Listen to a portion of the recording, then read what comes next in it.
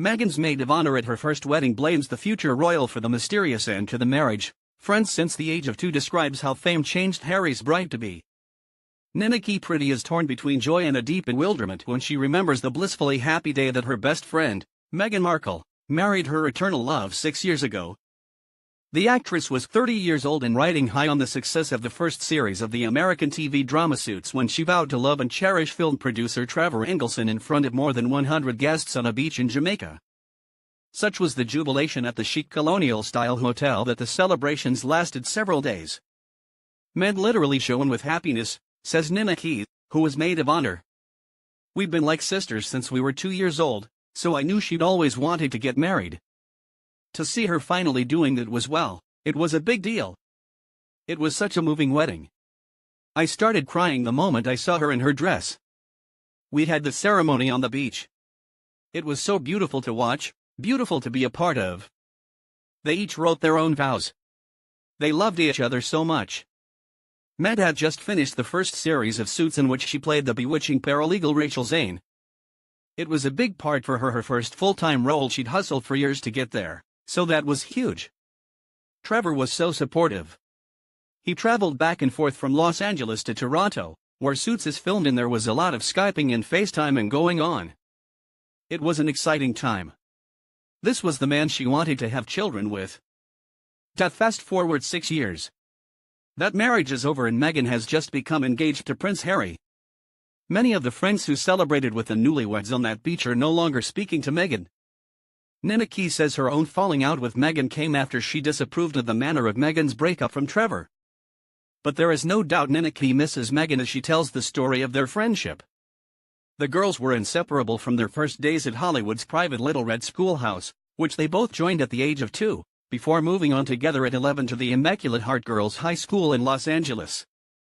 Their extraordinary bond spanned 31 years of sleepovers, a holiday in Europe as 15-year-olds, including a picture opportunity for Niniki and Meghan outside Buckingham Palace, and road trips across the United States. They supported each other through their parents' acrimonious divorces and their own love affairs. Together, they shared their secrets and dreams as each of them set out to make their mark upon the world. Niniki runs her fingers over a photograph of Meghan in a tiny yellow polka dot bikini taken the day before she made those wedding vows to Trevor, now 41. It's one of many from Niniki's revealing album that charts a 31-year friendship and is published exclusively in today's Daily Mail. "Look at her. She was so ecstatic," Niniki smiles fondly. Then her face hardens. "The person I knew is not there anymore," she says. "Meg used to tell me she couldn't imagine a life without Trevor. She said if anything were to happen to him she wouldn't be able to go on. He cherished her, too. You should have seen the way he used to hold her face in his hands. We all felt he was her eternal love. It was such a shock when she told me they were getting divorced. After about 3 seasons of Suits, she called me and said she wanted me to know because it was going to come out in the papers. I knew they fought sometimes, but it wasn't anything huge. The only obstacle was the distance because she was living in Toronto and Trevor was based in LA. I wasn't aware there were any problems in the marriage. She shrugs. I had to accept what she said, but then. Niniki hesitates. She has loved Meghan dearly for most of her life and is not the sort of person to easily betray somebody. Choosing her words carefully, Niniki says she no longer recognizes the girl with whom she shared her childhood. More to the point, she feels desperately for Trevor, for whom the ignominy of seeing his former wife now love-struck with her very own Prince Charming is almost too much to bear. He truly believed they would grow old together a month after the divorce. I wanted to see how Trevor was doing, says Niniki. We met and talked. It's not up to me to speak for Trevor, but I know he was traveling to Toronto every few weeks and would have walked the earth to make their marriage work. I don't believe she gave him enough of an opportunity. I think there was an element of out of sight, out of mind for Meghan. The way she handled it, Trevor definitely had the rug pulled out from under him. He was hurt. Meghan reportedly began dating dashing celebrity chef Corey Vitiello, who also lives in Toronto, in 2014, a few months after her separation from Trevor.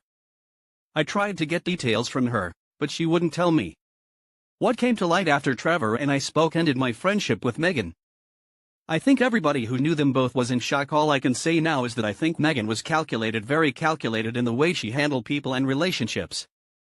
She is very strategic in the way she cultivates circles of friends. Once she decides you're not part of her life, she can be very cold. It's the shutdown mechanism she has.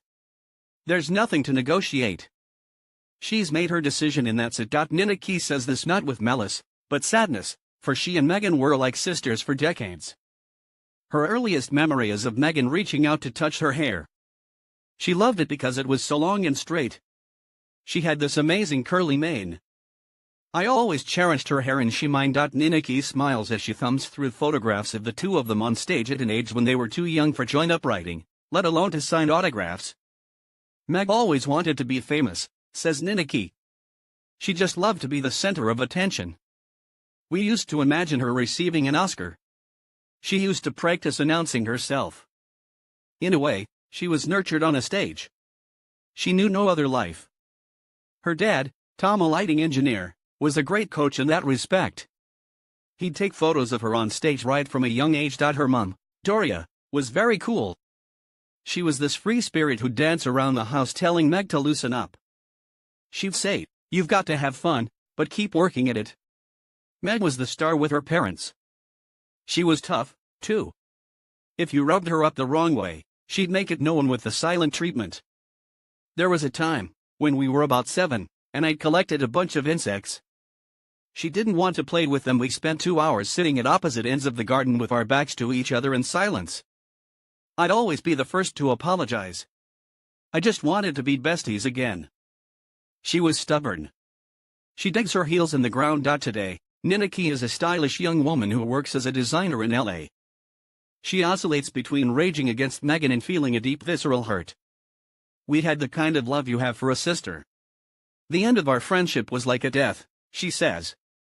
I mourned it for quite a while. Even now I'll pass by a magazine stand and see a face staring out at me that was such a big part of my life. It was always Nikki and Meg. We were so close-knit we came as a two, says Nikani.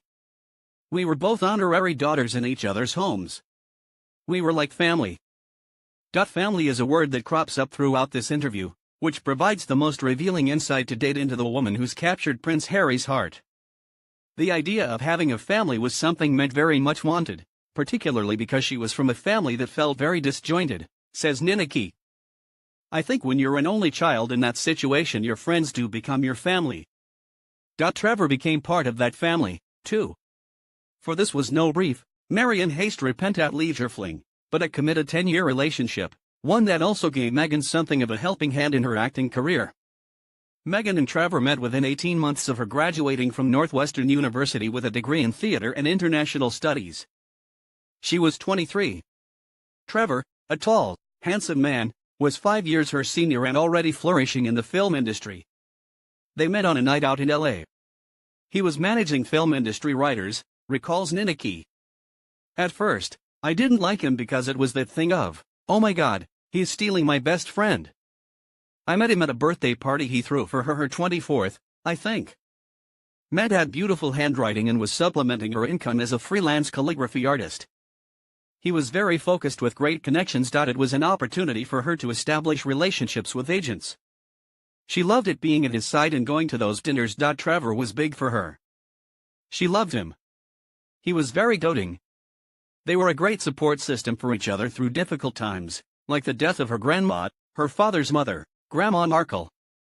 Megan was really close to her. Within a year, Megan and Trevor were living together. She was definitely a curator of a beautiful life, says Ninaki. She liked to throw dinner parties with beautiful menus that complemented flavor profiles with amazing wines. She had a very specific style. She loved her hotel-style bedding, beautiful, contrasting black piping detail on crisp, white duvets. She loved everything white. Meg was a perfectionist as well as keeping all things domestic well ordered. Ninaki says Megan possessed incredible powers of diplomacy. She says Megan learned from a young age to keep the peace between her parents following their divorce. Ninaki continues, she is very poised. A natural mediator. For almost as long as I knew Megan, her parents weren't together. It could be hard for her. Sometimes she felt she had to pick sides. She was always trying to make sure each of them was happy. Ninaki says she has always admired Megan for handling her parents so skillfully from such a young age. She'd have to relay messages. It was literally stuff like, "Tell your mother," or "Tell your father." Controlling her emotions is something she learned back then. Megan has always maintained her parents' separation was about as easy as a divorce can be for a child. But Niniki, who's spent many childhood weekends with Megan, recalls things differently. Sometimes, one parent needed a little more attention, so Megan would devote herself to that parent, she says. When she was younger, she spent most of her time with Doria. Doria used to dance around the house and have girly evenings with us. Then, when Meg got to junior high around 13 or 14, she began living with her dad. Tom allowed her more space. Doria was very mothering. She set more boundaries. Tom let us get away with things. He provided a less strict household. As a teenager, who doesn't want that? But as Meg got older, she had to parent Tom a little more, and she couldn't do that. Niniki refuses to elaborate further on Megan's father or their relationship. Today, he lives in Mexico and has not featured in the story of her romance with Prince Harry. "I think she is protecting him," is all Niniki will add. Despite being the child of divorced parents, Niniki says Megan always wanted a family of her own. She was definitely looking forward to having children. She really wanted to be a mom. She'd see a baby and just Niniki hugs an imaginary child to her breast. She continues, "Trevor asked her to marry him the year before Suits. They were on holiday in Belize, I think. She called me immediately. She was ecstatic and sent me some beautiful pictures. Megan came to show me the ring when she got home and was so excited. She asked me to be maid of honor. We were hugging each other and crying.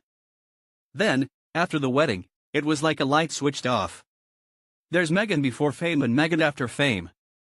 After 3 seasons of Suits, she called me to say the marriage was over. Maybe she had started to change before then, but I was refusing to see it. The tone of her voice, her mannerisms, the way she laughed didn't seem real to me anymore. Even by season 2 of Suits, she was turning down lunch with us because she said she'd be recognized. I felt if I questioned her behavior, I'd be left on the outside. Sometimes the truth is not always what you want, is it? Her time became increasingly important. When she was in town, she'd want you to drop everything to see her. If I was busy, it would be, "Why don't you want to see me? I'm here. Let's hang out." There were instances when I felt she developed a sense of entitlement because she was on the show.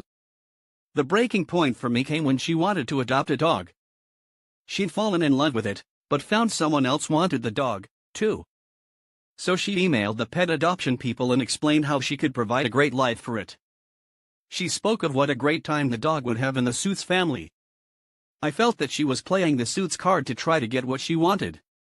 She included me and the other bridesmaids in the email chain because she wanted our moral support, I think. I didn't respond to it. It left a sour taste in my mouth. We began to talk less. It was shortly after that I spoke to Trevor about the divorce. I phoned Megan to speak about it, but she wouldn't confide in me. It was obvious to me she wasn't the friend I'd grown up with anymore. She had a new circle of friends. The friendship ended before Megan began seeing Prince Harry. All Niniki has heard about it is gossip. But she has her own views on the life path that Megan has chosen. I think it's a very fanciful dream to believe that you just walk into a Prince Charming. I know the royal family was something she found fascinating. She had one of Princess Diana's books, Diana, her true story, on her bookshelf, and even when she was with Trevor she told me she wanted to go and stay in London for at least a month. I can't remember exactly when this was, but she was married to Trevor and starring in Suits. She mentioned about wanting to go to London a couple of times. I wasn't shocked or even surprised to hear about Prince Harry. I know she used to love the Princess Diaries films about a commoner who becomes part of a royal family. She was very taken with that idea. Our interview is reaching an end. Niniki must head back to work. Before she goes, I wonder what's happened to poor Trevor. It took a long time, but he's put it in the past now, she says. Of course, everyone's looking at him to see how he's reacting since the engagement has been announced, but I think he's handling it quite well. So well, in fact, he is reportedly working on a film about a girl who is whisked away by a handsome prince. True? Niniki smiles enigmatically. Trevor is my family now. We're still friends.